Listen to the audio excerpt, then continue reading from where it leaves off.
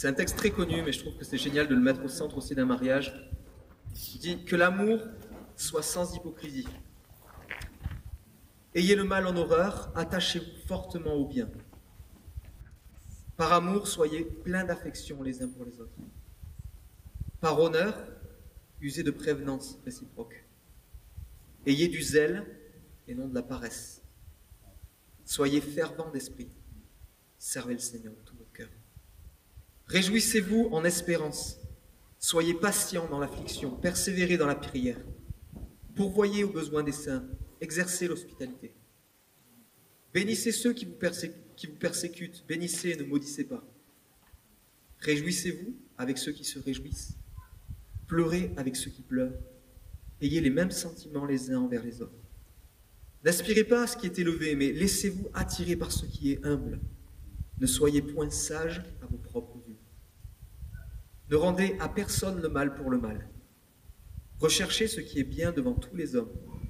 S'il est possible, autant que cela dépende de vous, soyez en paix avec tous les hommes. Ne vous vengez point, vous-même, bien-aimés, mais laissez agir la colère, car il est écrit « À moi la vengeance, à moi la rétribution, dit le Seigneur. Mais si ton ennemi a faim, donne-lui à manger, s'il a soif, donne-lui à boire. Car en agissant ainsi, tu amasseras des charbons ardents sur sa tête. Ne te laisse pas vaincre par le mal, mais surmonte le mal par le bien. » Ce texte de Romains 12, des versets 9 au verset 19, et vous qui parlez anglais, tous les deux, je vous invite à la lire en version de Message. Je voulais m'amuser à le traduire, mais c'est tellement profond en fait, et tellement j'y comprends rien, que je vous laisserai le lire. Non, c'est pas. Que je vous laisse vraiment le lire, parce que c'est tellement puissant, tellement fort. Je vous enverrai si vous voulez la référence, je vous enverrai même le passage si vous voulez.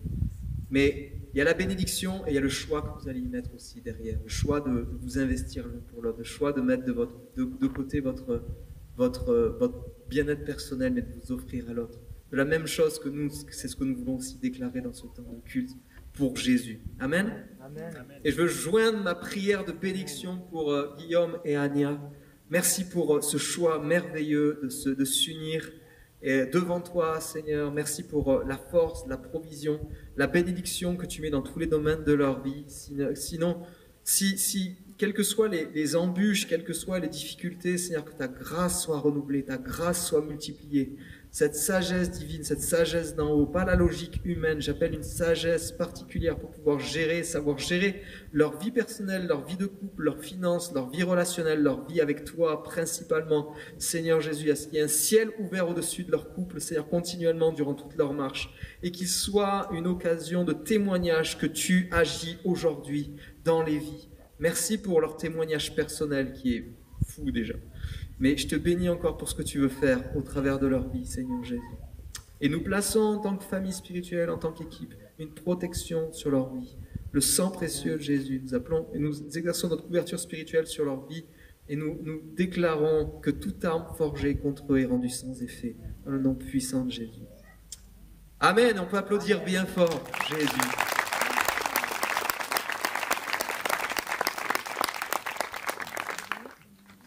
Vous êtes prêts à déclarer aussi votre amour à Jésus? Oui? Oui.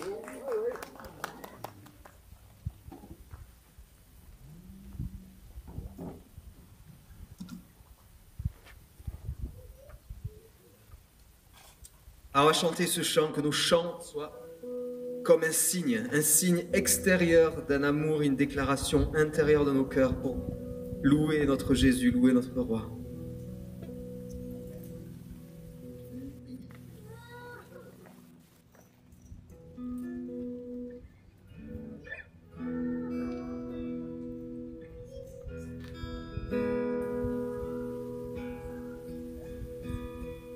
Seigneur, nous t'accueillons, Seigneur, nous t'accueillons, ô Roi et Dieu d'amour, tu es le bienvenu.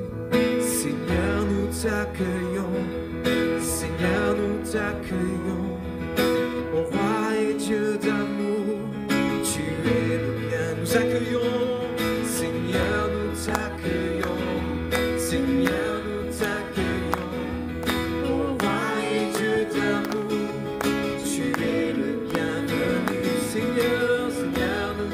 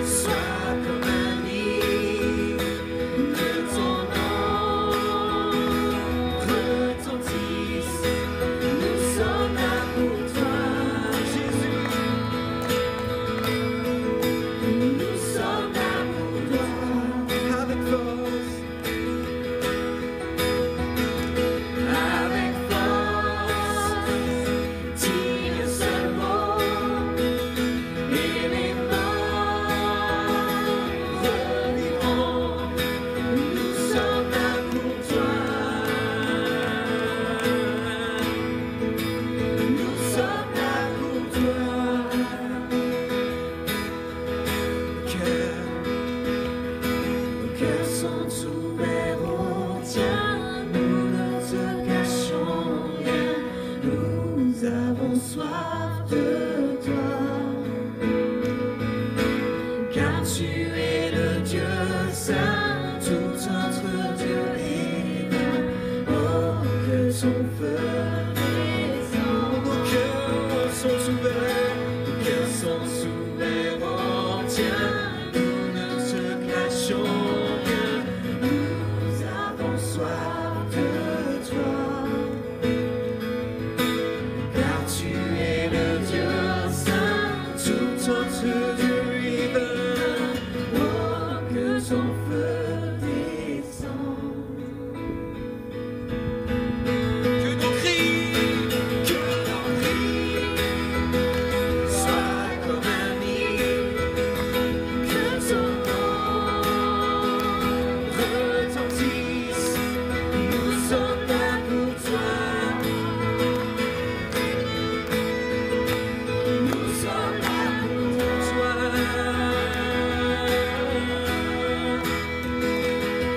Avec force, dis un seul mot, et les morts revivront. Nous sommes là pour toi, nous ouvrons à toi, ô Jésus. Nous sommes là pour toi, nous sommes là pour toi, nous sommes là pour toi, nous sommes là pour toi, nous sommes là pour toi, nous sommes là pour toi, nous sommes là pour toi, nous sommes là pour toi, nous sommes là pour toi, nous sommes là pour toi, nous sommes là pour toi, nous sommes là.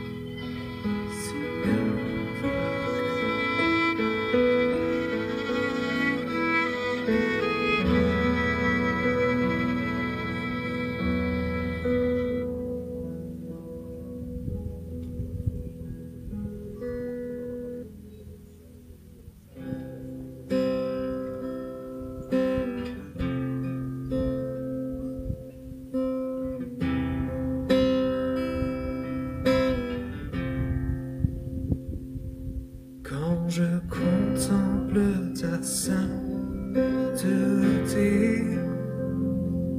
et quand je contemple ta beauté, et quand toutes les choses pâlissent à ta lumière,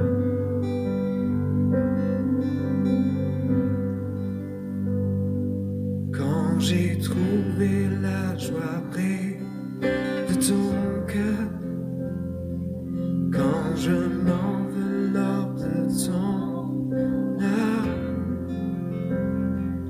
et quand toutes les choses pâlissent à ta lumière,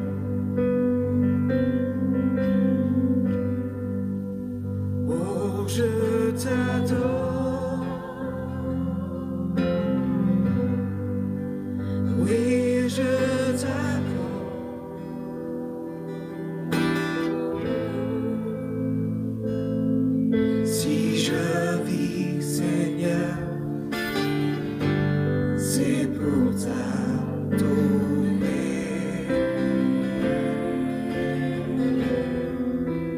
Oh, je t'adore.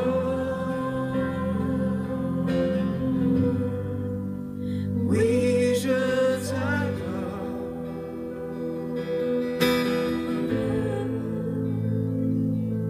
Si je vis, Seigneur, c'est pour t'adorer.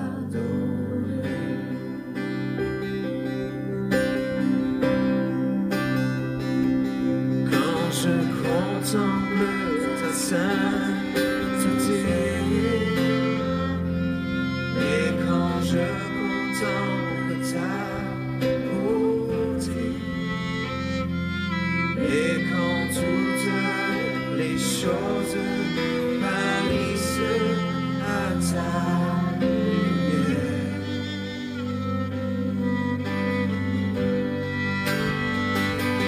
quand j'ai trouvé la joie près de ton cœur, quand je m'enveloppe de ton amour,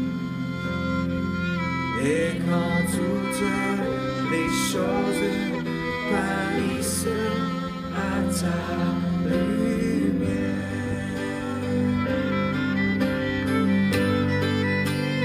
Oh, je t'adore.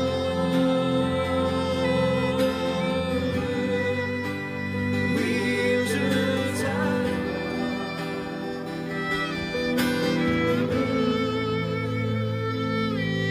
Si je vis, Seigneur, c'est pour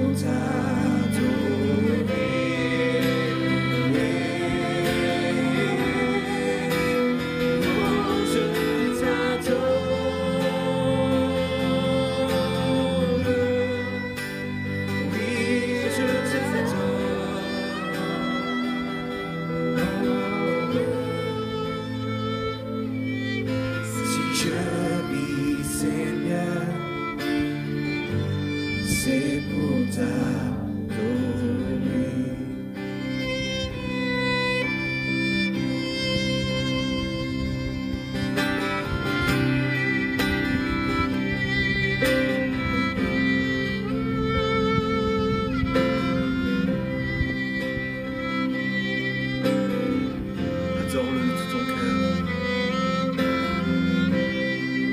Désire-le.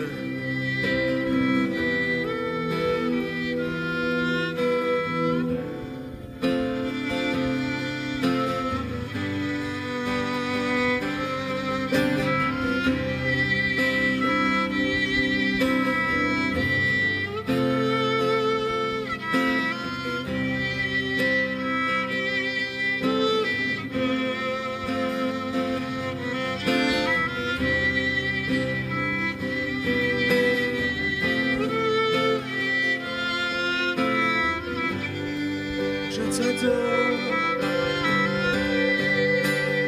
Oh, je t'adore.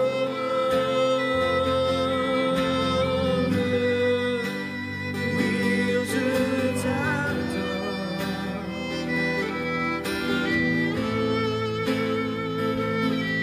Si je vis, Seigneur, c'est pour t'adorer.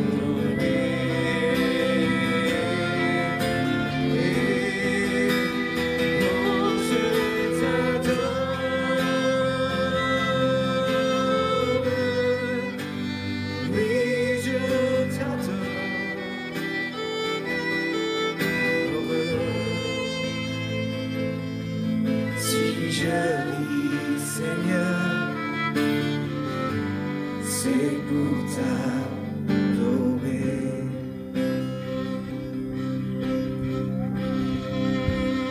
Oh, je t'adore.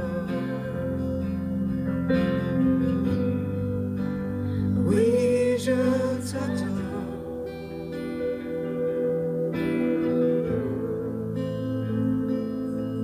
Si je vis, Seigneur, c'est pour t'adorer.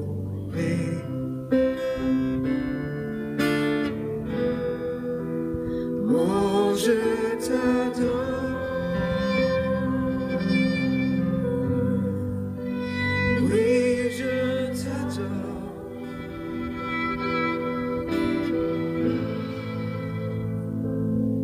Si je vis, Seigneur, c'est pour t'adorer.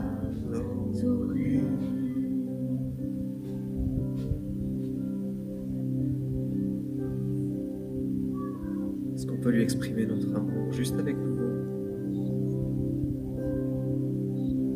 Que tu te sentes proche de lui ou que tu te sentes loin de lui, c'est une occasion justement pour lui exprimer ce désir d'être soit encore plus proche, soit vraiment proche de lui. À l'image de ce que nous avons fait au début, de ce temps où la bien-aimée déclare « Je serai à mon bien-aimé sera à moi ». De la même manière, peut-être ensemble, nous pouvons tourner vers Jésus, lui dire « Je veux être pour cette année scolaire 2020-2021 à fond pour toi. Je veux m'offrir à toi. Je veux te laisser venir transformer mon cœur, aligner mon cœur à toi. »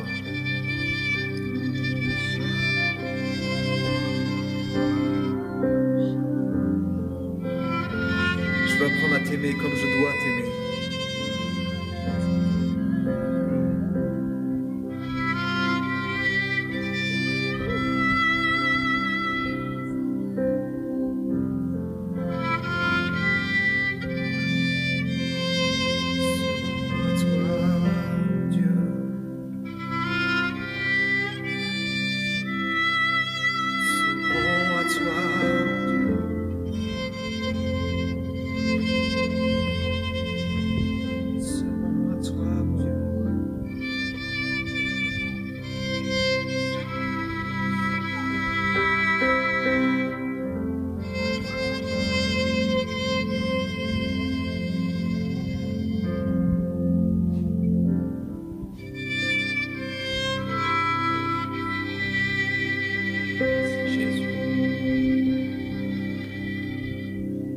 Peut-être tends tes bras, ouvre tes bras à lui et juste en signe, je veux m'abandonner à toi, Jésus. Qu'importe où t'en es, sincèrement, ouvre-toi, Jésus. Nous avons tant l'habitude de vivre des temps comme ça, musicaux, mais ce n'est pas des temps musicaux, c'est des temps de louange, d'adoration, des temps où nous offrons à Dieu notre reconnaissance. Des temps où nous déversons notre gratitude, notre reconnaissance, notre honneur pour le roi des rois, le Seigneur des seigneurs qui s'appelle Jésus, qui siège à la droite de Dieu, qui s'est donné pour toi, qui s'est donné pour moi à la croix, qui a fait alliance de toute éternité avec nous.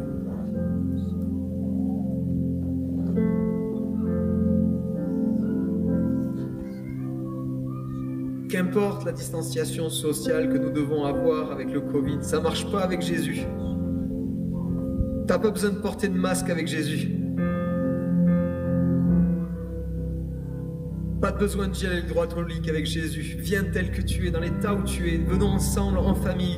Vie nouvelle, toute l'Église, même les personnes, les visiteurs. Nous venons et nous abandonnons à Jésus. Nous serons à toi, notre bien-aimé. Même si c'est bizarre pour nous de dire l'épouse de Christ pour les hommes. Tant pis. Nous sommes pour toi, Jésus, nous offrons à toi. Viens, transforme nos vies à ton image. Trouve des hommes, des femmes dans cette communauté, des enfants qui t'adorent en esprit et en vérité.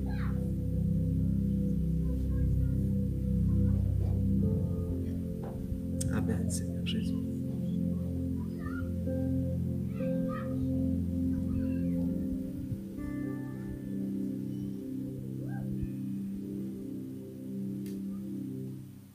J'aimerais qu'on termine ce temps de louange avec un chant qui...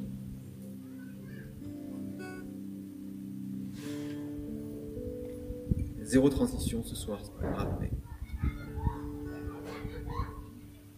On va chanter le chant terminé, le rideau retombé.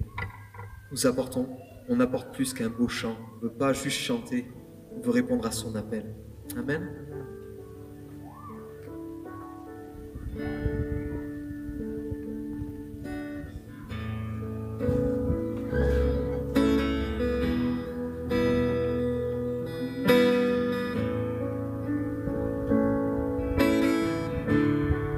Le chant terminé, le rideau retombé, je viens simplement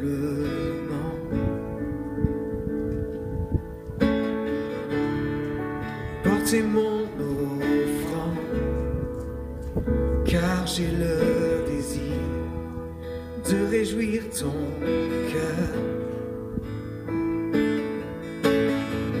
J'apporte plus qu'un bon chant, chanter ne suffit pas pour répondre à ton appel. Les apparences sont trompeuses, tu vois bien au-delà. Oh Dieu, tu sondes mon cœur. Je reviens au cœur de la louange. Tout est centré sur toi, centré sur toi, Jésus. Oui, je renonce à tous mes faux semblants pour tout centrer sur toi, centré sur toi, Jésus.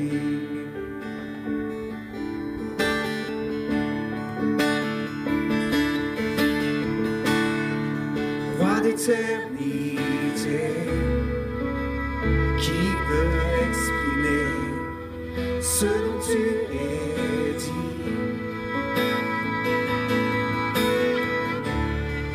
Bien que faible et pauvre, je te donne tout.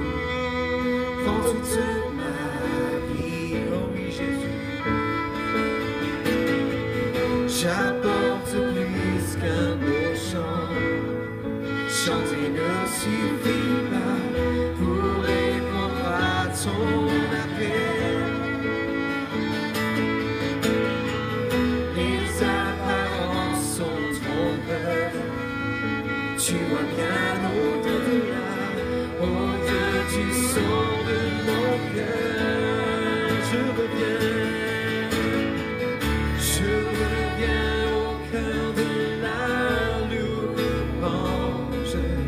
Tout est centré sur toi, centré sur toi, Jésus. Oui, je renonce à tous mes faux semblants pour tout centrer sur toi, centré sur toi, Jésus. Je reviens au cœur de la louange. Tout est centré sur toi, centré sur toi, Jésus. Oui, je renonce à tous mes faux semblants pour tout centrer sur toi, centré sur toi, Jésus.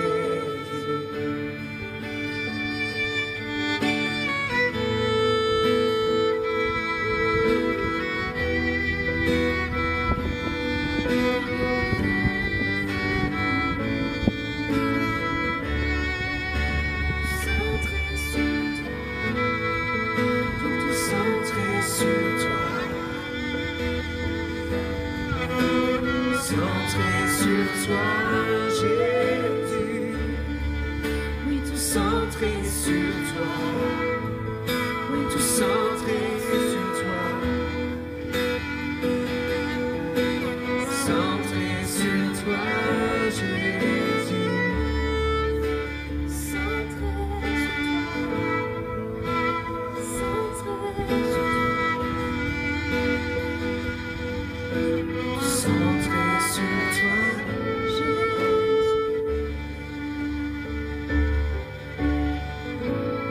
Amen. Voulons tous centrer sur toi, Jésus. Si vous le voulez, pendant qu'on continue à louer, à adorer, vous avez les corbeilles de dîmes, d'offrandes qui sont sur la table centrale derrière la caméra. Sachez que nous sommes le premier culte du mois et donc nous avons une offrande spéciale pour l'école. Et à la fin de ce temps de louange, nous aurons un temps spécifique pour bénir tous les enfants, qu'ils soient de cette école-là ou les autres, mais nous voulons avoir un temps aussi de bénédiction pour tous ceux qui font leur rentrée, pour l'équipe aussi pédagogique, l'équipe d'ici, et puis tous ceux qui travaillent au sein de l'église et qui seraient là et qui travaillent dans l'enseignement. On veut vraiment avoir un temps de bénédiction. Donc vous avez la Terre Courage, la bannière qui est marquée Terre Courage, c'est pour l'école, si vous avez à cœur de soutenir cela.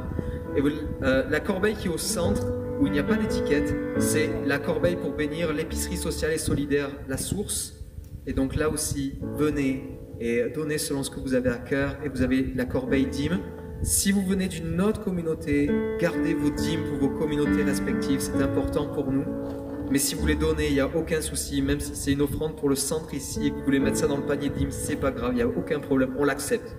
On prend les chèques, les espèces, pas les cartes bleues. Mais donnez votre offrande, comme on le disait tout à l'heure, c'est une offrande globale, tous les domaines de nos vies, nos cœurs, notre argent, tout. Donc, si vous voulez, pendant qu'on termine et qu'on chante et qu'on adore encore, venez.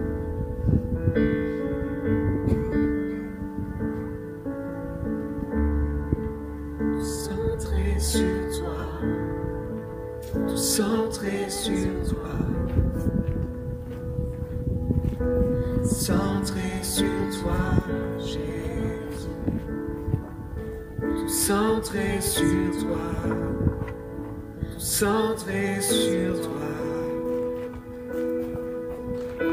centré sur toi, Jésus. Nous voulons centrer sur toi, centré sur toi, centré sur toi,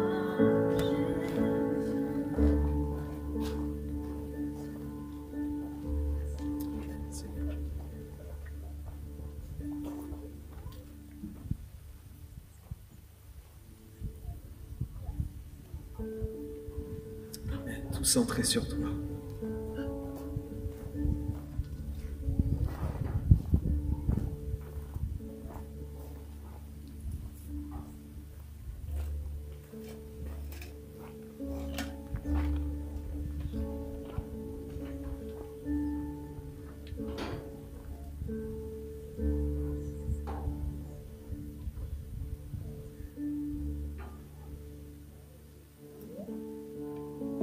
Amen. Ça vous fait du bien? C'est bon d'être dans sa présence? J'aimerais, comme je disais tout à l'heure, j'aimerais qu'on ait un temps de bénédiction aussi pour la rentrée scolaire de tous les enfants. Les enfants, vous êtes avec moi? Oui. Ok. Les enfants? Oui. C'est la rentrée, c'est l'école, c'est cool. Ouais. Les parents qui disent ouais, c'est génial. On veut vraiment vous bénir et peut-être pas forcément vous faire déplacer parce que c'est compliqué avec le temps, mais ceux qui ont leurs enfants sur leurs genoux, qui ont des enfants à côté, j'aimerais qu'on puisse tendre les mains vers eux.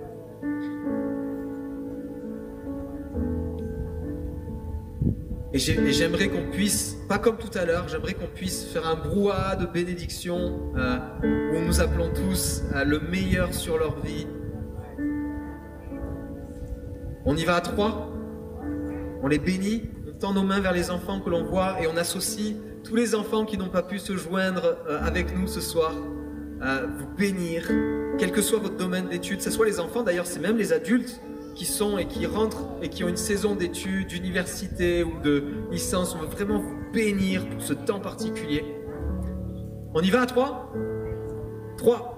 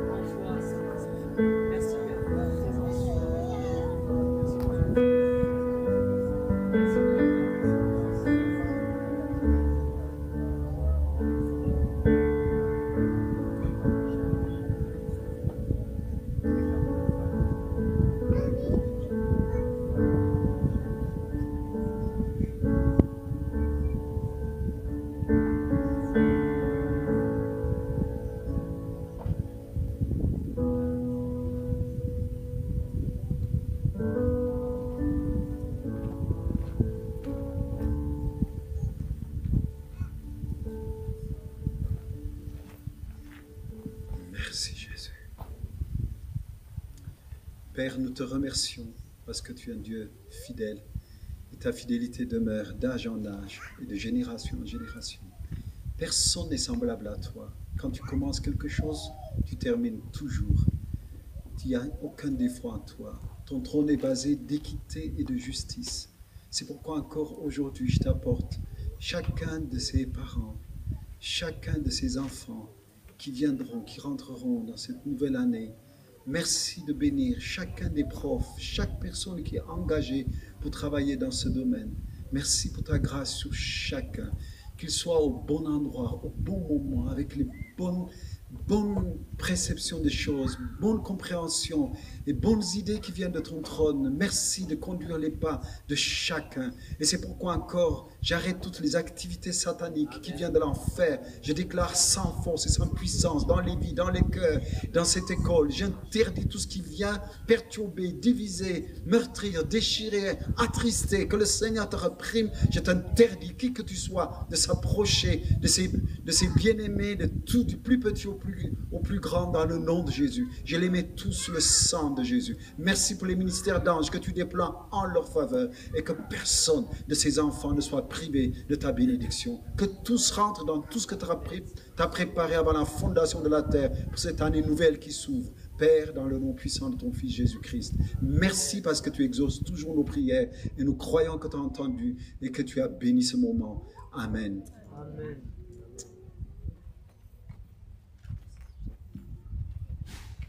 Yes. Pensez à soutenir toute l'équipe pédagogique qui va servir durant toute cette année. Pensez à Solange, bien sûr, Huguette, Jocelyne, Isabelle. Vous avez bien repéré qui est Isabelle ou pas? Non, toi tu sais qui tu es, mais est-ce que tout le monde sait qui est Isabelle? Isabelle est là. Elle nous a rejoints, elle a tout quitté. Il y a Joachim aussi qui est là, sa maman qui est là. Merci, ils ont tout quitté pour venir servir au milieu de l'école. Et vraiment, merci pour l'obéissance. Merci de nous faire la grâce de pouvoir servir. Donc Isabelle, c'est pas juste une nouvelle chouchou, elle fait partie de tout le reste. Elles sont tous aimées pareil, mais merci. Alexandra et Coralie qui vont nous servir aussi durant toute cette année et on les bénit. Pensez aussi au conseil d'administration. Pensez à toute l'équipe. On a besoin de vos prières, vraiment. Yes? On va donner la parole à Jean Hubert pour un temps de message, de prédication, de parole du Seigneur. Amen. Ça va être super bon.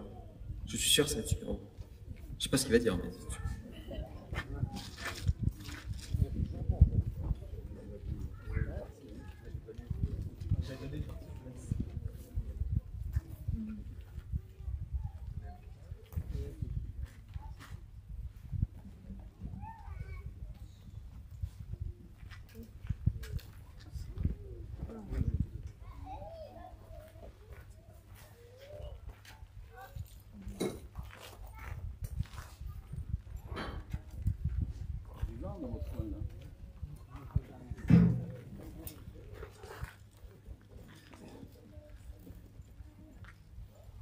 Vous avez une pince à linge? J'ai les notes qui vont s'envoler. Ah, c'est pas des notes de musique, mais... Alors je vais le caler avec la Bible.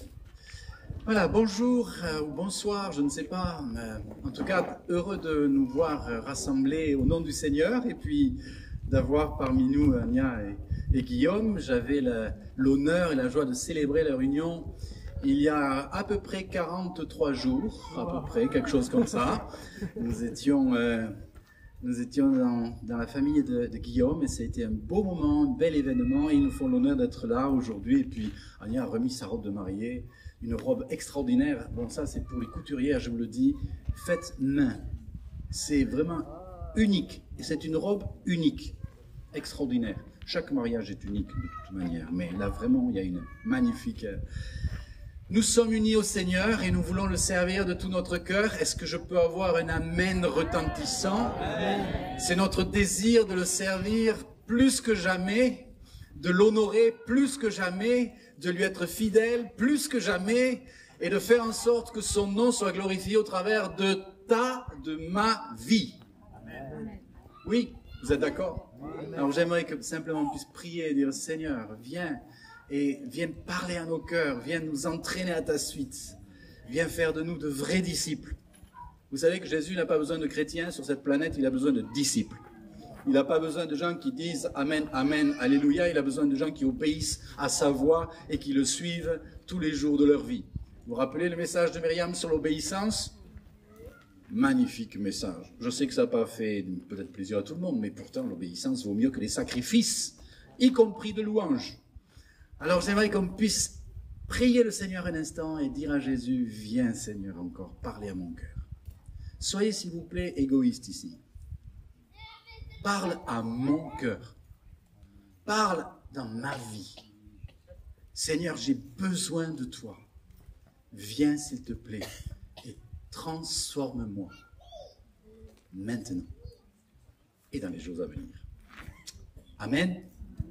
C'était une prière toute simple, mais qui peut changer beaucoup de choses. Très heureux de vous retrouver après ces quelques jours de congé et de vacances. Je ne sais pas, il y en a qui n'ont peut-être pas pris de congé et de vacances, donc désolé pour vous. On priera à la fin de ce culte. Mais ça nous a fait du bien. Avec Marie-Claude, nous sommes partis dans les Hautes-Alpes et on est allé dans un endroit magnifique, dans un endroit de réveil, dans un endroit où le nom du Seigneur a été glorifié. Dans les années 1800, et si vous n'avez pas entendu parler de Félix Neff, allez sur Internet, tapez Félix Neff et vous verrez un homme qui a brûlé de passion pour Jésus et qui a bouleversé toute cette région des Hautes-Alpes et qui, jusqu'à l'âge de 31 ans, en l'espace de 10 ans, a fait des choses que que moi, il me faudrait 3 ou 4 vies pour faire. Et entre autres, ce qu'il a mis en place, c'est une école à 1800 mètres altitude, ou 1900 mètres altitude, avec à côté un beau temple dans lequel j'ai eu le privilège avec Marie-Claude de rentrer. Et cet homme a vraiment passionnément servi le Seigneur. Nous avons chanté tout à l'heure vraiment que le Seigneur doit être le centre, tout recentré sur toi. Bonjour jeune homme, merci. Regardez, je te remercie pour les pinces. Épingles ou pinces? Pinces pour certains, épingles pour d'autres. Bon, voilà. Et cet homme vraiment s'est consacré pour la cause du Seigneur d'une façon extraordinaire. Bon, je ne vous dis pas, il est mort à 31 ans. C'était court, mais Jésus en 3 ans a fait des choses extraordinaires. Et bien lui, en une dizaine d'années, a suivi les traces de son maître d'une façon extraordinaire. Ce soir, je veux vous parler de l'authenticité. C'est un message qui turlupinait depuis quelque temps, qui revenait régulièrement dans mes pensées. On a beaucoup parlé avec Marie-Claude parce qu'on disait, bon, on ne veut pas donner un message qui soit trop moralisateur, qui pointe du doigt. Et en même temps, il y a des fois, il faut dire les choses comme elles sont, n'est-ce pas? Donc Dieu veut que nous soyons authentiques, que nous vivions dans l'authenticité. Et le texte que j'aimerais utiliser comme introduction, c'est le psaume 139, au verset 23 et au verset 24, qui nous dit ceci. C'est le psalmiste qui vraiment s'adresse du fond de son cœur au Seigneur. Et il dit, « Sonde-moi, ô Dieu. » Ce soir, sonde-moi, ô Dieu, et connais mes pensées. Regarde si je suis sur une mauvaise voie et conduis-moi sur la voie de l'éternité, la voie droite ou la bonne voie. Conduis-moi, dirige-moi, sonde-moi, ô Dieu. Il y avait un désir dans ce qui est exprimé ici par cet homme, par ce psalmiste, de vivre d'une manière authentique son engagement, son attachement au Seigneur. Et ça doit être aussi le cas pour nous. En tout cas, j'espère que vous êtes décidés à cela. Et Nelson Mandela a dit, dans la vie, écoutez bien ceci parce que c'est une phrase, moi, qui m'a bouleversé. Dans la vie, on a toujours le choix d'aimer ou de détester, d'assumer ou de fuir, d'avouer ou de mentir, d'être soi-même ou de faire semblant. Être authentique. D'être soi-même ou faire semblant. Et quelqu'un d'autre a dit, la fierté ou l'orgueil nous rendent artificiels, alors que l'humilité nous rend authentiques. Alors ce soir, j'ai le désir de vous parler de l'authenticité, parce que je crois que c'est un sujet important et central. Nous devrions constamment, au quotidien, réfléchir dans quelle mesure nous sommes des êtres qui vivons pleinement dans l'authenticité. Mais être authentique, que cela peut-il bien signifier? Alors, on aurait le temps, on ferait un micro au baladeur, là, et puis je dirais, pour toi, qu'est-ce que c'est que l'authenticité? Alors, il y a l'authenticité selon le monde, et puis il y a l'authenticité selon Dieu. Et ce soir, je voudrais vous parler de l'authenticité selon Dieu. D'abord, je crois qu'il ne faut pas se méprendre, hein. Par authenticité, ce n'est pas le fait d'être simplement naturel. Ou en d'autres termes, d'être brut de décoffrage. Certaines personnes disent, écoutez, ils ont comme devise, je suis comme je suis, et vous devez bien l'accepter. Être authentique, vivre en authenticité, c'est pas ça. C'est autre chose. En tout cas, l'authenticité selon Dieu, c'est autre chose. C'est cette qualité, cette valeur qui fait partie intégrante de la personne même de Jésus-Christ. Jésus, vraiment, a été la parole faite chair et il s'est manifesté plein de grâce de vérité. Jésus était authentique, tout en lui n'était que vérité, et même le nom qu'il portait, son nom c'est la vérité. C'est ce qui lui a valu pas mal d'opposition, de combats, de conflits. Il n'était pas aimé, et notamment du diable.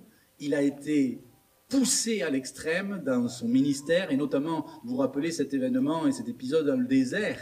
Satan est venu, il a essayé de falsifier la parole, détourner la vérité, et pousser Jésus vraiment à la faute, en touche. Mais Jésus, par le fait même qu'il incarne la vérité et l'authenticité, a résisté et ne s'est pas laissé manipuler. Et je crois que pour nous, c'est un bel exemple. Personne mieux que Jésus ne peut incarner et manifester cela, cette authenticité. Vivre en Christ, ou mieux, laisser Christ vivre en nous, ne peut nous conduire que sur ce chemin-là. Laisser Christ vivre en nous. Je ne sais pas comment vous exprimez, mais on dit souvent, je vis une vie chrétienne. On n'a pas besoin de cela. On a besoin que Christ vive plutôt en nous. On a besoin d'accueillir la personne de Jésus au quotidien de nos vies. Ce n'est pas parce qu'on adhère à une église, qu'on fréquente des cultes, qu'on va à des réunions, qu'on fait toutes sortes même de prières. C'est pas ce qui va faire la différence. Mais si Christ habite en toi et vit en toi, tu es un autre homme, une autre femme, et ton témoignage va être percutant, authentique, vrai. Je me sens poussé à le dire quand j'écrivais ces quelques notes ici, je me sentais poussé à vous demander, comme je le fais pour moi-même, mais à vous engager ou à renouveler votre engagement de vivre dans une relation toujours plus profonde avec Jésus. Il y a des engagements à prendre. On en a ici, le symbolique avec le mariage d'Ania et de Guillaume, mais il y a des engagements qu'il nous faut prendre et à nouveau reprendre, parce que c'est essentiel pour avoir une vie chrétienne authentique. Alors ce soir, moi j'aimerais vous pousser à cela. Est-ce que vous voudriez rétablir ou alimenter d'une manière encore plus profonde votre relation avec Jésus? Car plus vous le fréquenterez, plus vous lui ressemblerez. Et j'avais une pensée très forte tout à l'heure, avant d'exprimer cela, c'est veille à tes fréquentations. Je ne sais pas à qui ça s'adresse ici, peut-être à plusieurs personnes, mais je sens le Saint-Esprit dire veille à tes fréquentations. C'est 1 Corinthiens, je crois, au chapitre 15, où Paul dit quelque chose comme les mauvaises compagnies corrompent les bonnes mœurs. Oui, c'est 1 Corinthiens 15, 33. Et je sens poussé par le Saint-Esprit dire veille à tes fréquentations. Plus tu vas fréquenter Jésus, plus tu vas lui ressembler. Moins tu le fréquenteras, moins tu lui ressembleras. Et vous savez, je pense que dans les moyens que Dieu nous a donnés pour lui ressembler davantage, eh bien, c'est de connaître sa parole davantage. C'est de méditer sa parole davantage. C'est de nous laisser imprégner de sa parole encore et encore. Alors, la définition que l'on pourrait donner à l'authenticité, pour y revenir, qu'est-ce qu'on pourrait dire? L'authenticité incarne ce qui est sincère, véritable, digne de foi. L'authenticité donne de la valeur et crée du sens. Car souvent, elle fait le lien avec notre propre histoire, nos souvenirs, notre identité, notre culture, mais aussi notre foi. Alors, qu'est-ce qu'être authentique? Eh bien, ça tombe bien, je trouve, aujourd'hui, tout le monde met des masques. Non, sauf vous. Il y en a qui l'ont sur le menton, sur le front, à la poche, comme moi.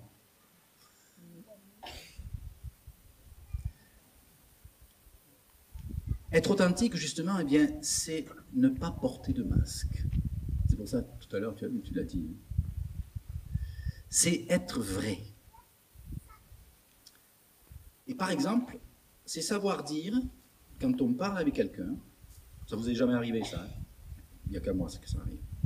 Je ne sais pas. Savoir dire je ne sais pas.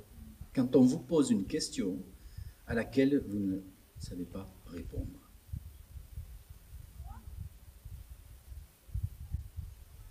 C'est ça être authentique. C'est manifester à l'extérieur ce que l'on est véritablement à l'intérieur. C'est quelque part se rendre visible. Alors j'entends déjà quelques-uns qui disent « Ouh, ça craint ». Ben oui, justement, ça craint. Et ça ne devrait plus craindre. Parce qu'on va y travailler et on va changer et on va demander au Seigneur de nous transformer. Mais oui, c'est vrai qu'aujourd'hui, il y a des choses dans ta vie, il y a des choses dans nos vies, si elles se manifestaient à l'extérieur,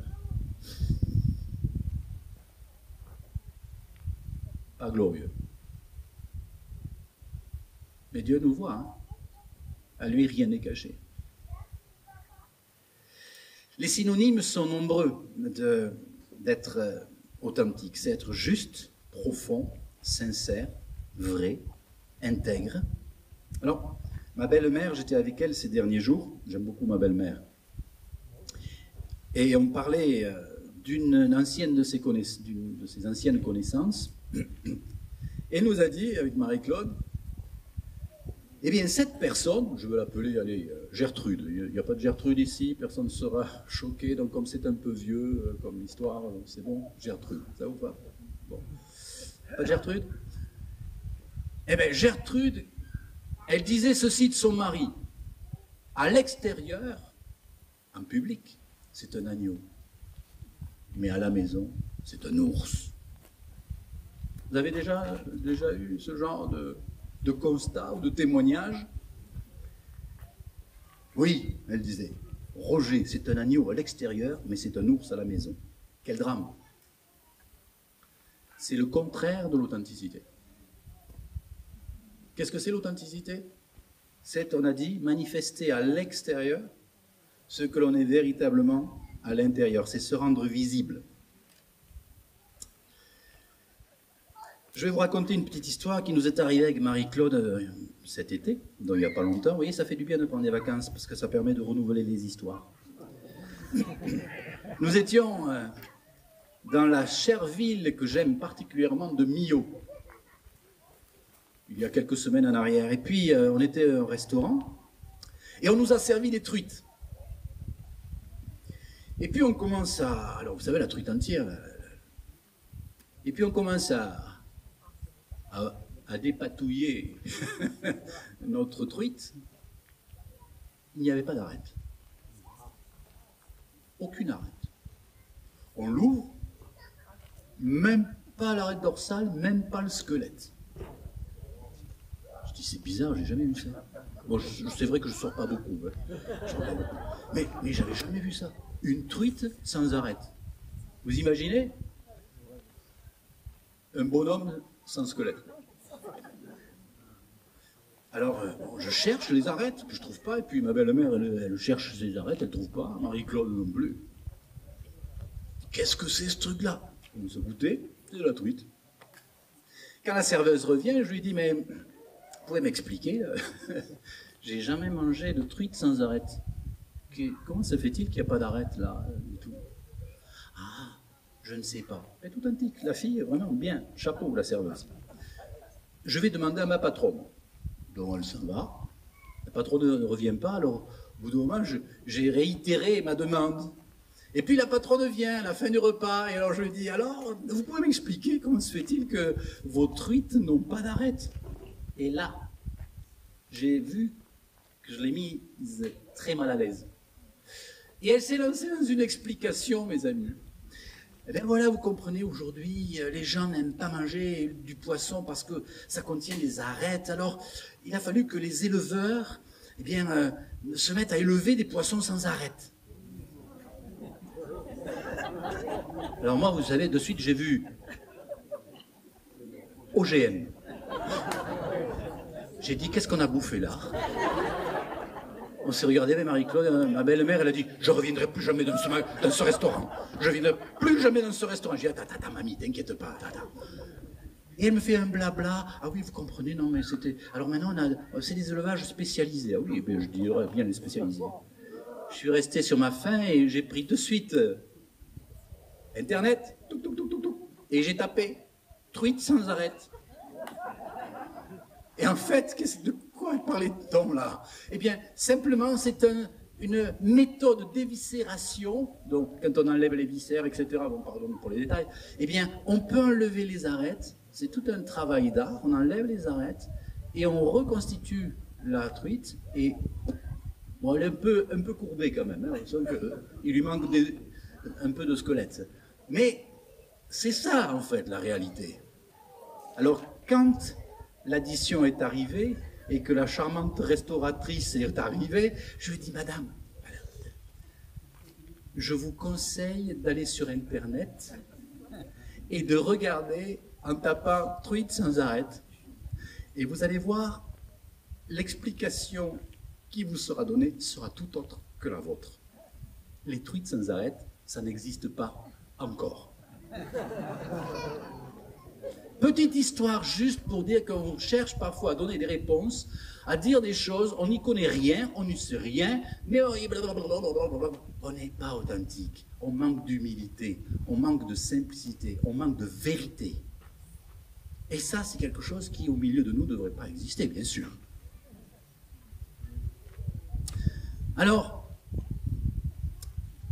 soyons honnêtes, vrais, ne cherchons pas à donner des réponses qui n'en sont pas, sachons dire « je ne sais pas », soyons honnêtes dans nos propos. Celui qui tient sa langue en bride est un homme... Merci. Je vous ai dit tout à l'heure, l'humilité est la porte d'entrée de l'authenticité. Être humble, c'était essentiel. Être authentique pourrait aussi se résumer, selon Philippiens 4, verset 8, que tout ce qui est vrai, que tout ce qui est honorable, tout ce qui est juste, tout ce qui est pur, tout ce qui est aimable, tout ce qui mérite l'approbation, ce qui est vertueux et digne de louange soit l'objet de vos pensées. Ou celui-ci, 1 Corinthiens 10, 31, qui nous dit « Tout ce que vous faites, faites-le pour la gloire de Dieu. » C'est ça être authentique. Tout ce que vous faites, faites-le pour la gloire de Dieu. On n'est pas des personnes, voilà, des caméléons. On est vrai. L'authenticité est la marque de fabrique des vrais disciples, je disais. Et je ne voudrais pas, donc, comme je l'ai dit tout à l'heure, être moralisateur, mais juste nous encourager à faire tout au long de notre cheminement le point sur notre degré d'authenticité et d'intégrité. Chacun de nous. Ne regarde pas le voisin, dire ouais, lui, elle en a vraiment besoin. Ah, ça, c'est le message qu'il fallait qu'elle entende. Non, toi, moi. Fais le point sur où tu en es par rapport. Quel est le degré d'authenticité et d'intégrité dans ta vie? C'est important. C'est important parce que je crois que les fruits que Jésus attend de nous, en tant qu'individu et comme en tant qu'Église, ne seront que meilleurs et plus nombreux si nous veillons à cela. Par exemple, notre impact dans nos propres familles, nos enfants, sur nos enfants en particulier, je pense sera extrêmement plus grand et plus bénéfique si nous sommes authentiques. L'enfant n'a pas besoin de parents parfaits, vous saviez, hein? Ah ouais, heureusement. Mais il a besoin de parents authentiques, c'est-à-dire des parents qui savent reconnaître leurs erreurs et qui font tout pour changer. C'est cela dont les enfants ont besoin.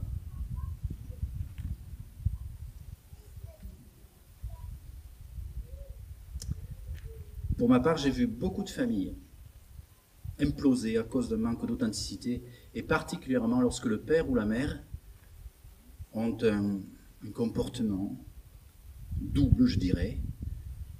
À l'église, on est saint, on lève les mains, on est des gens vraiment extraordinaires, et puis à la maison, on est des démons. Non, il n'y en a pas ici. Il n'y en a pas ici, des gens comme ça. Mais bon, au cas où, je vous le dis, c'est terrible, parce que ça fait exploser les familles, et ça détruit. Quelqu'un a dit, le courage, c'est d'être authentique chaque jour dans un monde qui nous encourage chaque jour d'être quelqu'un d'autre. Je le relis. Quelqu'un a dit, le courage, c'est d'être authentique chaque jour dans un monde qui nous encourage chaque jour d'être quelqu'un d'autre. Bon, je voudrais encore nous encourager tout au long de cette nouvelle année scolaire, comme disait Damien tout à l'heure, à être vrai dans tous les aspects de nos vies, même si notre vie spirituelle et notre personnalité ne sont pas arrivées encore à la mesure parfaite de la stature de Christ. Justement.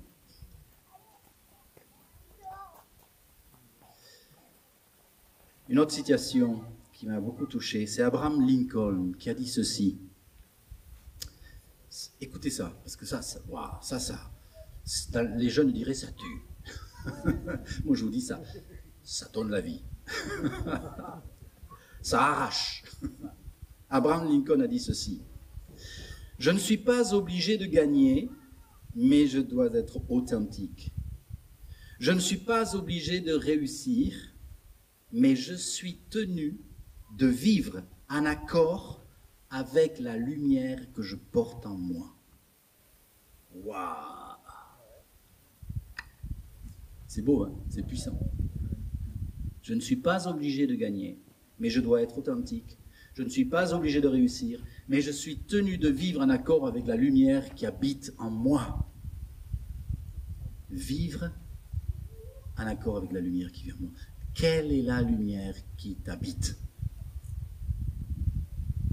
Si c'est la lumière de Christ, la vraie lumière, eh bien ton comportement, tes agissements, tes paroles, tes actions, ta façon de vivre doit vraiment être celle que Jésus en attend. De qui es-tu le représentant? Alors, encore, si vous avez un peu de patience avec moi, j'ai noté quelques conséquences ou quelques fruits de l'authenticité selon Dieu. L'honnêteté. D'abord, Jésus ne s'est jamais mis en colère envers un pécheur. Vous savez, vous avez vu ça? Il ne s'est jamais mis en colère envers un pécheur. Il lui a dit seulement va et ne pêche plus. Mais quelle parole, mes amis! Et c'est ce qu'il nous dit à chacun de nous. Quand on manque le but, la cible, va, relève-toi et ne pêche plus, ne continue plus dans cette mauvaise voie. Et Jésus n'a pas changé. Et je peux vous dire, il s'opposera toujours à ceux qui ont un double langage. Il ne s'est pas mis en colère envers les pécheurs, mais il s'est toujours élevé contre l'hypocrisie des pharisiens, de la duplicité des religieux. Il n'y a pas de place pour le mensonge ni la fraude en Christ. De plus, être honnête assure une paix intérieure et une santé, une meilleure santé. Et ça, je peux vous dire, ça n'a pas de prix. Le deuxième point, c'est la fiabilité et la sécurité. Quelqu'un d'authentique est une personne sûre. Son oui est oui, son non est non. On peut compter sur une telle personne. On est rassuré auprès d'elle. On se sent en confiance. Jésus exerçait une puissante attraction sur les personnes, et sur les foules et sur ses contemporains. On venait le voir, l'entendre, l'écouter partout. Exemple de Zachée, vous vous rappelez, petit homme qui est monté sur un arbre, un sycomore, pour le voir. On est attiré par des personnes authentiques. Et plus nous grandirons dans cette dimension, et plus nous toucherons nos contemporains et les attirerons pour venir à Jésus-Christ. Et c'est là l'essentiel. C'est pour cela que je veux attirer votre attention sur cette dimension de l'authenticité. Ce n'est pas simplement pour dire « Ah, j'ai progressé », c'est pour amener ceux qui se perdent à la connaissance de l'amour de Dieu. Nous sommes la vitrine de Jésus-Christ. Nous sommes les messagers, les porte-paroles, les représentants. On est attiré donc par des personnes authentiques.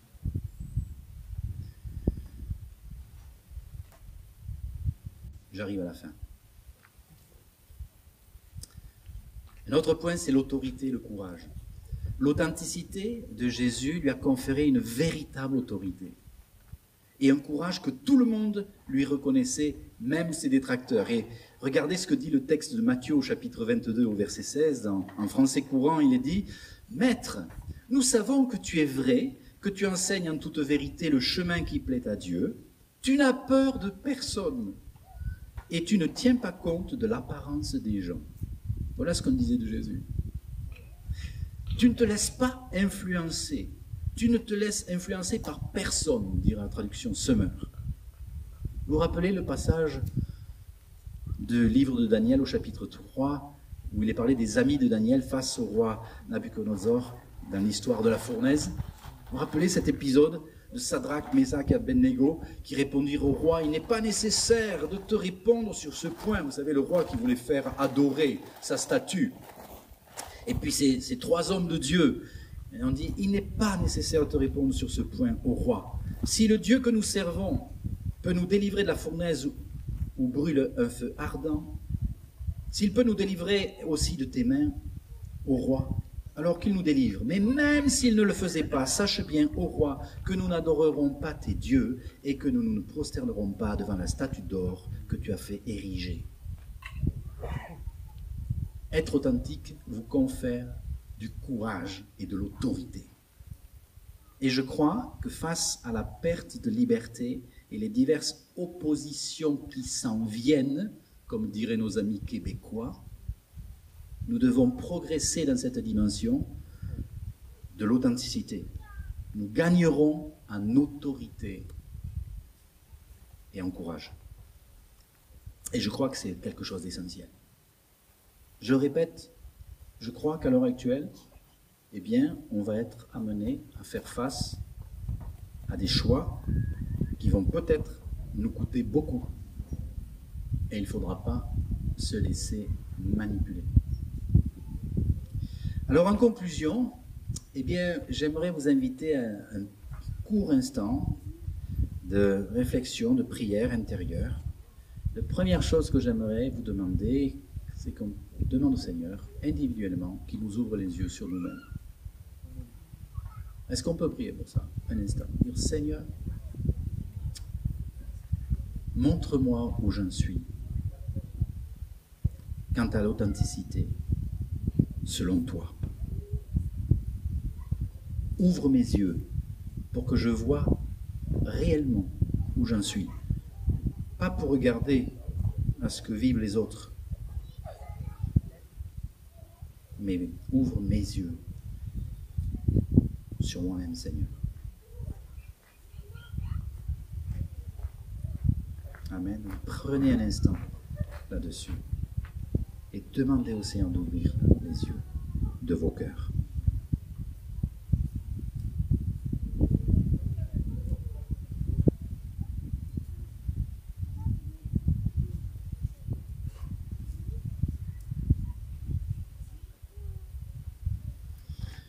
La deuxième chose, c'est prions le Seigneur de nous aider à identifier les domaines dans lesquels nous avons besoin de travailler pour être vrai et authentique? Quels sont les domaines où tu identifies de la faiblesse dans ta vie concernant l'authenticité, la vérité? Est-ce que tu es enclin au mensonge, à la dissimulation, à la fraude, à la duplicité, à l'hypocrisie?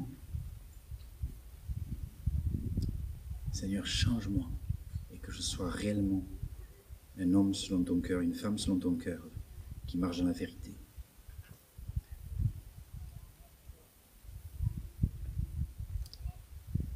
Juste, je reprends cette phrase pour terminer. Je ne suis pas obligé de gagner, mais je dois être authentique. Je ne suis pas obligé de réussir, mais je suis tenu de vivre en accord avec la lumière que je porte en moi. Alors, d'après les statistiques, mes amis, c'est pas très encourageant pour les prédicateurs, mais nous oublions 90 à 95% de ce que nous avons entendu dans les 72 heures qui suivent. Ce qui veut dire que du message que je vous ai donné, il ne va pas en rester lourd. Alors retenez ceci. Sois authentique. Amen. Sois authentique. Dis-le, je veux être authentique, vrai. Un acte authentique.